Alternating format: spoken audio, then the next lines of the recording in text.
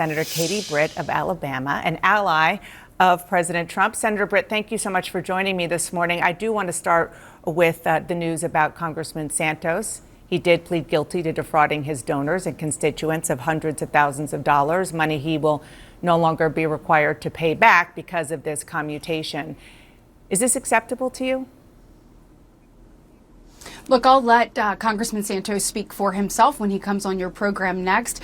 What I appreciate is President Trump's commitment to the American people. Look, we saw obviously disarray under President Biden, and President Trump is actually making good on his promises to secure our border, to actually make sure that our economy starts working for American people. And we're also seeing him bring peace abroad. So I'm focused on the things that President Trump is focused on, and that is making sure that the government gets back up and running, and certainly look forward to making that happen soon. I do want to talk to you about all of those things, but real quick, no opinion on the commutation? Well, look, President Trump has the opportunity and the ability to do this. I find it interesting, though, that we see more people focused on him, on Congressman Santos, than we did on Albrego Garcia, who actually, as we well know, trafficked humans across our country, and then has been accused of everything from beating his wife to being a member of a gang. And yet we see Democrats focused on this man. And so I think people need to go into focus about what really matters. And I think obviously getting criminal illegal aliens out of America is something we should all be able to get behind. And Abrego Garcia is going through the legal process now. Santos did go through that and pleaded guilty, and that's why he was in jail. Well, I certainly hope that him and others are held accountable. Okay, let's talk about the government shutdown. In many states, people are beginning to see how much their health costs will rise if the expanded Obamacare subsidies expire. That's, of course, what Democrats have been warning about. 130,000 of your constituents in Alabama could lose their coverage. And your leader, the Senate Majority Leader John Thune, says he is willing to hold a vote to extend those subsidies if the government reopens. Would you vote to extend the subsidies? Look, first off, let's be honest about this. Democrats are playing politics. They are pandering to the far left because they're actually terrified of them. They're not working for the American people. Leader Thune has put a clean CR that has passed the House on the floor. This is something that Democrats voted for 13 times under President Biden, to give us an opportunity to continue to do our work, the actual appropriations process, which you hear no Democrats talking about. When it comes to the ACA subsidies and these COVID era subsidies, look, you didn't hear them talking about that until days before they put it, until the government was needed to be funded. And the bottom line on this is, when you look at the costs that are coming up in 2026, the vast majority of the costs that the American people are going to see, 80% of the raise in prices that they will see in Obamacare, has to do with a fundamentally flawed program, Dana. Look, from the very beginning, Obamacare was never affordable. You even saw the Washington Post say the Affordable Care Act was never affordable. So coming in 2010, they put in subsidies in 2014, then put them in again in COVID in 2021. And these subsidies that they are fighting for allow millionaires to be able to take advantage so that's of about them. So reform. You have people that have reached out. Wait, hold on one second, Dana.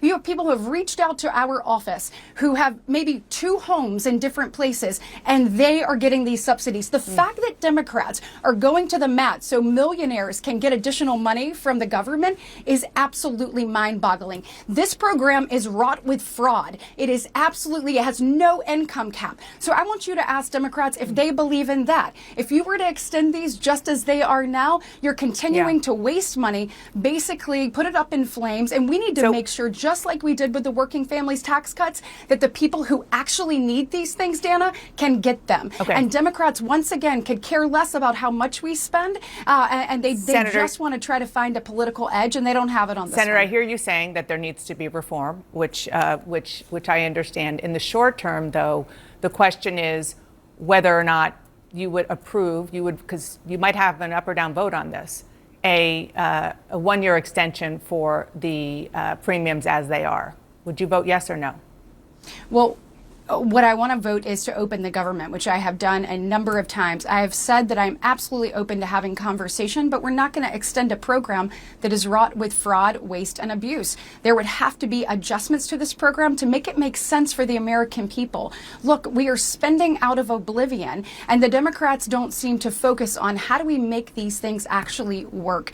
Our healthcare system is broken, the system that they put in place, and I remind you, this is their program, Affordable Care Act. These are their subsidies, and they set the date for their expiration. And now the Democrats want us to dig them out of a hole. What we want to do is make sure that the American people work and people get paychecks. Dana, this weekend I had people come up to me and say two things. Senator, one, I'm not getting a paycheck and I can't afford my mortgage. And two, they said their small businesses Senator, I just want to jump in because we need to be focused on opening the government.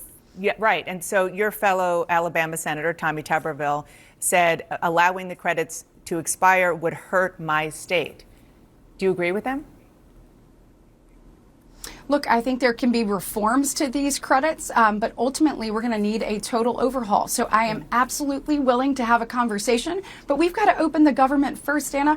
I mean, and I hope you call them out on this. They are holding the American people hostage for their own political gain. These things happen January 1st. We have plenty of time to have these conversations, and I think that we will. Yeah, and I want to move on, but what the Democrats have said, because I've interviewed lots of them about this very topic, is that they tried to have conversations before this crisis and that the Republicans wouldn't engage. The other thing I do want to point out is that health insurance companies are setting their rates. Now, I do want to talk about IVF because you were a major driver behind President Trump's announcement this week of plans to lower the cost of in vitro fertilization and make the process more accessible to Americans. Now, he didn't go as far as he promised during the campaign, which would be free universal IVF coverage and require insurance companies to cover it. Is that still the goal?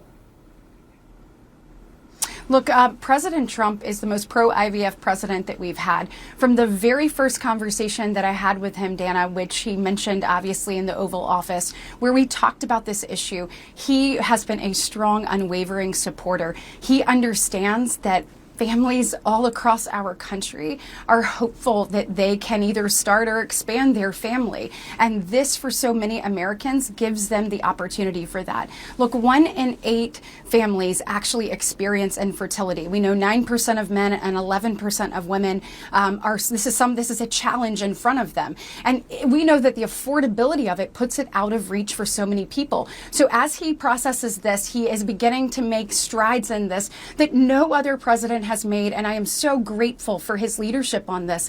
Look, on Friday night, I ran into a friend of mine who literally told me her story, Dana, about that she was unable to, the affordability here in the United States was too great, so she had to seek treatment elsewhere so that she could begin the dream of actually starting her family. And then I got to see a child this weekend celebrate their birthday, and knowing that these families wouldn't be here but for IVF, or these people wouldn't have hope like they do because of what President Trump has done. He's made significant strides in this, and I think he will obviously continue to lead, be the most pro-family, pro-parent president that we've ever had, and it's an honor to be a part of it. Senator Katie Britt of Alabama, thank you so much for being here this morning. Appreciate it. Hey, thank you. I appreciate it.